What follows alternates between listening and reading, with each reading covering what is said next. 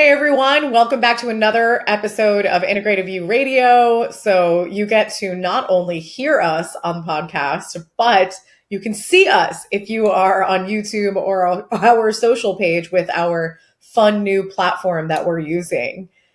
And so I'm here with Dr. Nick, as you can see. He always kills it at the intros here, guys. It's Literally, great. you're waving. It's a podcast. I was going to say this is going to be bad because now just for people that listen, I'm not going to talk anymore. I'm just going to do hand gestures the entire time. And I swear he didn't just pick that up from Italy, which is actually the topic of this podcast is sharing the amazing experience that we had, but some of the biggest lessons that we learned while being abroad and being immersed in the Italian culture. We're here to talk to you about our depression and why we're depressed. That is very accurate. We're 2 weeks back now, and the depression's growing. I can't say that I'm any less depressed than when I first got back. But we'll put on a really good show for you guys. But Italy, I think, for us and for me is that it's a culture that is very in alignment with my personal values and also the values that we share as a family. So I do think that has influenced why we enjoyed it so much. Yeah, just walking around and the community that's there, it's like it doesn't matter how big or small an area, like every place has the little square, the little plaza in the middle. And what's just Piazza. Amazing is that all these kids are just running around and they're playing, they're giggling, they're singing, they're laughing. Some of them are play fighting and none of them are on their phones. And we see here, it's like, we live on a pretty awesome place on an island here, and there was a group of kids driving a golf cart by, and every single kid was on their phone. And then I was just like, this is why. This is why I'm depressed. Well, if anybody has ever followed anything about Italy, or they've been there, or they are friends with people from Italy, there's a couple of terms that have been coined there. And La Dolce Vita is probably the most well known, and it's really just the sweet life. And then there's Dolce Far Niente, which is the sweetness of doing nothing. And what I realized when I was there, it was really about dolce di presente is what I'm coining, because it was the sweetness of being present. And that is really what you're talking about, Dr. Nick, is people were a lot more present. There was a lot of engagement of people sitting in the piazzas, having conversations, from groups of old men to families to kids playing soccer in, these little cobblestone alleyways.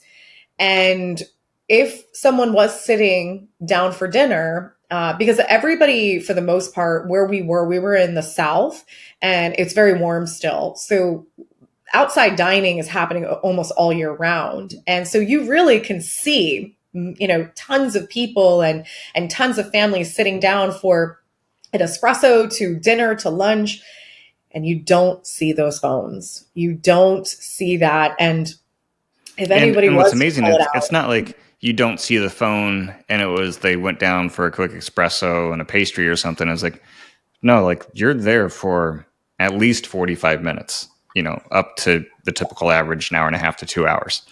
It's like, and it's just, the first couple of times we sat down, I had, not anxiety, but I was just kind of like, okay, like, what am I going to do next? What do we got to do? Like, then I realized like there is nothing to do. Like, let's just focus on the quality of being and not the doing to try to get the quality of being. It was like, we do everything inverse here. We try to do more and have more so that we can experience more of ourselves.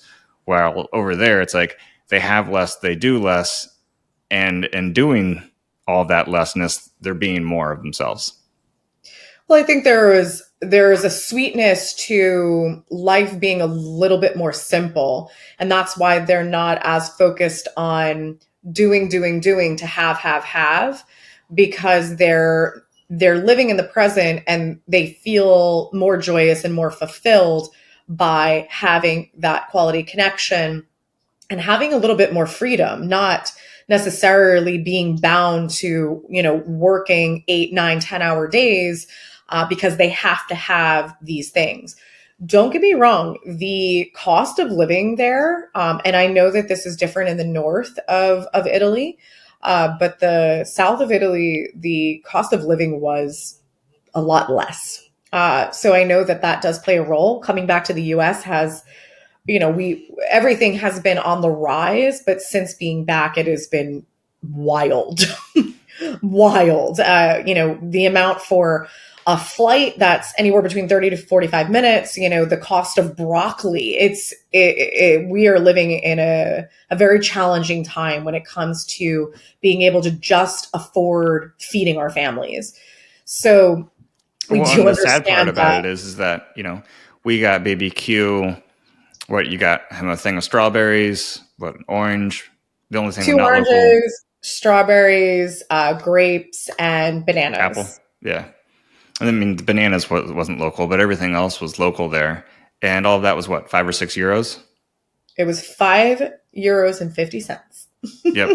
And it's And like it here, the strawberries alone were, I think, seven, for organic. $8 for organic.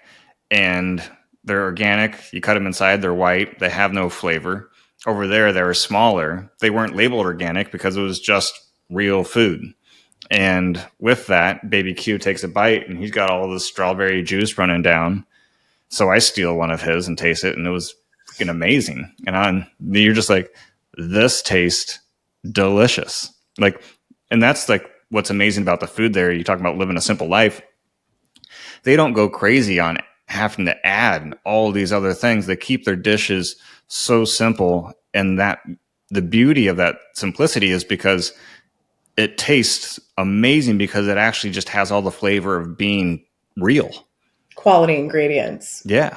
And that's really when you ever watch any of those shows, Chef's Table, and they're showcasing some of the top restaurants in the world. That is the leading statement of any of these top chefs is it's about your ingredients. If you don't have quality ingredients, you don't have quality food. And so a lot of these really fantastic restaurants that exist all over the world, they are sourcing, they either have their own farms or they are working directly with a farm in a partnership in order to make sure that they are getting good quality, clean food from meat to dairy to produce. And And that talking about so, like places that have like restaurants that have their own farms, there everybody has at least a small garden. It yeah, doesn't matter where you're living. Like everybody has at least a small garden. If you're living up in the hills and you have more space, you have like the food is such a big part of their lifestyle that it's not just the food of eating food. It's the whole process of growing the food, like having that appreciation for taking care of it, nourishing it, and knowing that it's going to come back and nourish you. Like the flavor in that cycle is just amazing. well, it's so interesting because prior to going, something that I have been saying, and it's been somewhat jokingly, but also at the same time somewhat serious, is that, you know, Dr. Nick and I, anybody who's ever worked with us, that we've educated you on food. We've educated you on how to avoid toxins. And some of our podcasts have probably been depressing to people because we're talking about how toxic our environment is, our personal products, the food, the wine, the coffee. You have to jump through all of these hoops in order to try to live a non-toxic life and eat food that is not killing you. And we moved to South Carolina in order to create a better life for ourselves, but also for our son, because our primary focus has been to evolve healthcare. And we put our heads down and put all of our energy and resources into our business, our practice, and we loved every second of it, but we paid the price in the sense that we kind of lost track as to who we were. We also didn't really have time to prioritize a family. We honestly didn't even have time to prioritize each other, but we were in it together. So we were more accepting of the fact that we were tired and burnt out and sitting across from each other at eating dinner at 9 p.m., not even speaking to each other because we were brain dead. Yeah, And if we weren't in business together, we would be divorced for sure. 100%. 100%. So if you are an entrepreneur and your spouse isn't, please go give them a hug now. But what we were always jokingly saying is like, one, the food has no flavor anymore. The food is so expensive. It's so hard to find anything that's halfway decent anymore. We're going to have our own farm.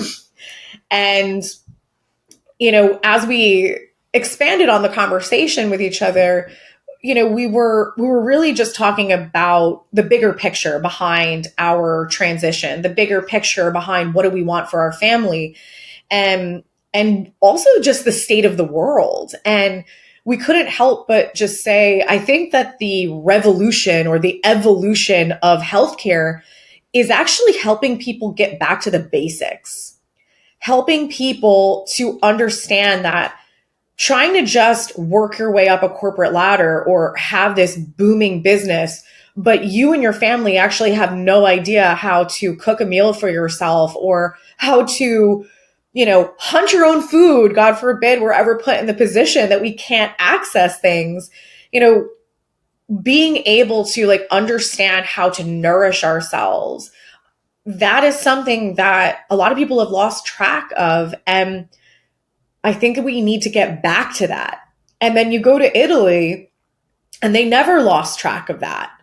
Don't get me wrong, there are Italians that have moved to other countries, Germany and Switzerland, so they can advance their careers. Well, and we weren't in big cities where we were either. I mean, we were in 100% smaller towns. But people are you could go there and say, oh, well, these people are not successful, quote unquote.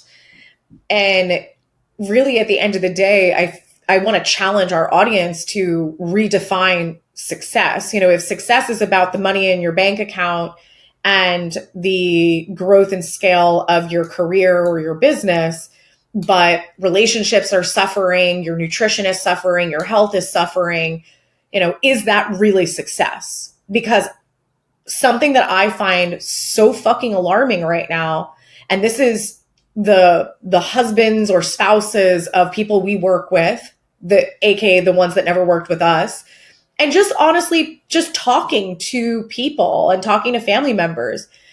The American idea of work until you retire, and then retire and then live your life and enjoy your money and your time. There are so many people that are, one, spending their retirement in doctor's offices, not on a golf course or in Florida or on an island, or they're passing away within 5 to 10 years of their retirement. And it's just like, this, if you start paying attention, you will be like, wow, this is the reality for a lot of people. And we need to reevaluate, what are we spending the 3/4 of our lives doing? And great, you have money in the bank, but what if you never get to enjoy it at all? Or you don't even have anyone to share it with because you've ostracized all of your relationships. Yeah, it's, I mean, as you know, I'm always looking at the balance of things, but, talking about happiness is definitely an internal thing. And in America, most people aren't happy. So, that's why we're, based on consumerism as a nation. The more unhappy a person is, the more they're going to consume externally. The whole process of biochemistry and everything, why that and how that occurs. But it's like over there, even, we did a cooking class. We value food and we value that. So we did a cooking class. And good old Barbara, chatting with her, she still works her ass off because she lives in tourism area. And, for 8 months, she's working her ass off, but then, that rest of the time she's traveling. So even though she has that hard work ethic, it's not that she works hard for 20 years and then takes the break. She maintains that balance throughout the year and gives her body time to reset, gives her mind time to reset. We were talking like, what's the biggest thing you're going to do in these 3 months? She's like, I'm going to sit and read. She's like, I don't have time to read as much when I'm constantly working and I'm constantly entertaining, constantly doing all these things. Because she had she had her own huge garden. She had tons of olive trees. She had walnut trees. She had all these different fruits and vegetables that she would use the olives to make the own olive oil that she would use. And, it was just like how much time and preparation goes into all of that the thing that she set aside, on her priority of values was reading. So it's like, okay, well, now I'm going to relax. But she said she's still going to wake up and she would get her workout from more of like the outside in the garden, but she wouldn't have time to go to the gym. So she's like, I'm going to go to the gym because I like going to the gym, and I'm going to read. Those are the two things I'm going to do in these 3-4 months while I get to relax until we start back up and go crazy But again. also, one of the primary things that she was prioritizing with that time off was not just for her to be solo because she needed a break, but the trips that she was taking, she was prioritizing being able to bring the entire family. And so her daughters also made sure that they had the availability to go on, the cruise and some of the other trips that they had planned. So despite if you're busy or you're vacationing, family is always at the center of most of the decision making. And it was very refreshing and very, very nice to see that these families, despite the kids being, in their 20s, they're still prioritizing that quality time together. Because if Q thinks he's getting rid of me, he's not in his teens and 20s. But I have this list and it's very, very long, but, I want to kind of pick and choose a couple of the really key things that really stood out to us while we were there. And, a lot of it is piggybacking off of what we're talking about, but there is no organic, as Dr. Nick said, that doesn't exist because it's farm fresh food, end of story. And it's extremely cost effective. So there's no major certifications for it to be labeled organic because that's not their reality there. And a lot of it is coming locally. You have these little farm stands and that produce is not coming from anywhere in a different region. It's coming from that region with the exception of something like bananas. I think bananas were the only exotic fruit that we saw, though. There was no papayas, there was no avocados. Those things don't grow there. And I thought that was really fascinating. And the other thing, there's no kids menus. It's not a thing. There especially is no kids menus with, fried foods and whatnot. Kids go to restaurants and they get what they get. They get what is on the adult menu. If there is a small child, they will make the accommodation to maybe do half the portion size. But there is no such thing as feeding the kids differently than the rest of the family. And I thought that was really huge. And what's also interesting, talking about like families going out for dinner, like the big thing was there's no separation of the menus. The food you get is the food you get, and they're little, but they're just a little adult. Why are they eating anything different? But also that they're a little adult, they were treated like little adults. Mm-hmm. You go out here and most families don't bring their little ones, and it's not accepted to bring your little ones. And in doing so, it's like, how do we learn the best? We learn the best through actual experience. And because our little ones aren't experiencing real life. Yeah. And when I say real life, it's like, even when they do go out, what do you see? You see a tablet in front of them to shut them up, to distract them. So they're actually not learning how to interact. They're not learning how to behave. They're not learning how to have manners. They're not learning anything to create that community. They're constantly disconnected.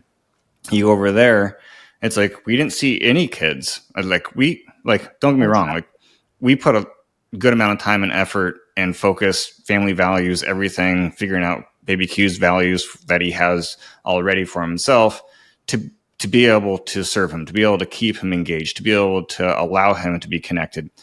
And we do a great job on that. And he was, quote unquote, a bad kid over there. He wasn't like bad, but he wasn't like over here in the States.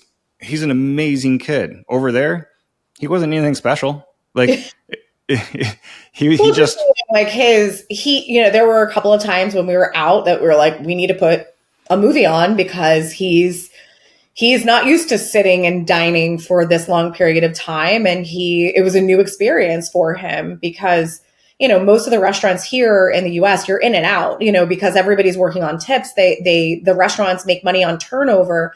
And over there, the servers make money. They make a salary. So they're not rushing you out. You could sit down for 2 to 3 hours and everything is very, very slow. So if you're sitting down, chances are you're not getting up for an hour. If you're sitting down for dinner, you're probably not getting out of that restaurant for 2 to 3 hours. And so that's very, very different than the culture here. A lot of times you could be in and out of a restaurant in 45 minutes. And that's partly, because of... Partly why our digestion's screwed up. Yeah. But I find it interesting because some people might be like, I can't bring my kid to a restaurant because my kid's buck wild.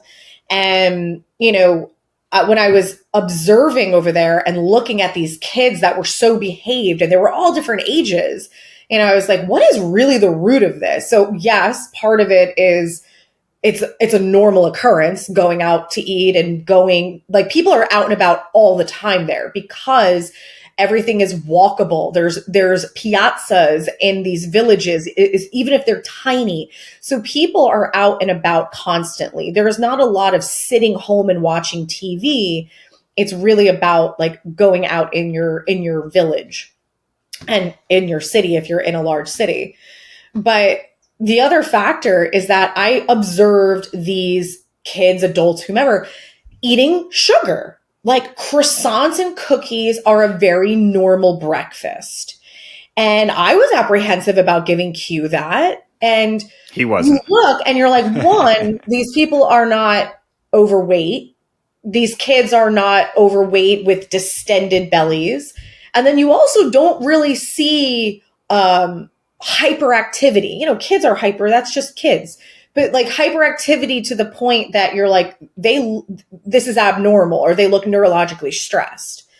So you're sitting there and you realize it's a compilation of things. It's a compilation of being out and about and dining together is a normal part of culture. It's a normal part of connection. And there's an expectation that you're going to engage with the people around you. Then there's also the lack of food dyes, and there's a lack of high fructose corn syrup, and there's a lack of really toxic ingredients that are stressing kids' neurological systems that are making them bounce off the walls. So these kids tend to be more calm, which allows them to not need some type of distraction while sitting out dining. So it's very interesting. You create one, you have to go to the equal and opposite extreme to stop that from occurring. So yeah. And it's like, we are so specific on what we feed ourselves in Q, but it is just unfortunate, but there is so much shit in the food. They're tampering with organic now, going to Whole Foods now that it's been taken over. The quality is not what it used to be. They're not using local companies and local farms like they used to. So honestly, the food in the US is getting worse and worse by the day, by the minute. And I realized that both myself and baby Q, like, his stomach got flatter, my stomach got flatter. And it wasn't about fat. It was a distension from bloating, from toxins that are residing in the gut. And we're 2 weeks back and the distension is back for both myself, and I see it specifically in Q. Not all of us have the beautiful genes that Dr. Nick does, that he can have abs no matter what he does or eats. It's a curse. It's a curse, I swear. We highly dislike you. I was like, she's not saying my name. But also just kind of on this topic, I think for me, I know a lot of people classify the big box stores as being very convenient and accessible, but the big box stores are one of the reasons why we have so much poor quality in our food, in the amount of chemicals that are even in our clothes, because we are looking for accessibility and cheap. And, when we were over there, I did not see one big box grocery store. There is no Walmart. There is no Target. Well, and the funny There's thing none of is, that. the cheapness is a facade, because things over there were actually more cheap than over here. But over there wasn't the preservatives. There wasn't anything to make it cheap so it could last longer. So it shows that it's not the cheapness that we're over here, it's the profitability. So we're so concerned about profit instead of actually living, which is, when the profit comes back to making all that money, which is how we started this conversation, is that, we have all these people that are working their ass off to make all this money. And then when they finally retire, their body actually has the time to catch up. And what's it going to do? It's going to start healing. So then it gets sick, then it breaks down because it actually has the time to start healing. We don't think of the body breaking down as a part of healing, but that's actually the gift of time that allows us to heal. That's like why somebody can run a marathon, and as soon as they hit that finish line, they collapse. But they could have probably just continued running another 2, 3, 4, 5, 6 miles, because the body can keep going until you stop. And once you stop, you give it time to be able to heal. And sometimes that heal is feeling the breakdown. So I think that, one of the reasons why we're sharing this is because we have this conversation all day long. And trust me, we give ourselves pep talks on a regular basis of sometimes when you're doing, and you don't feel any happier, you don't feel any more joyous, you don't feel any more grateful, you don't feel any richer. It's sometimes about pausing and just focusing on being a little bit more present. And I know that there are going to be stressors in life, and there are things that come up that, we worry about, but we're not in control of our future. And if we focus on the past and we have the idea that the past dictates the future, you're going to never be able to live in the present, because the past is done.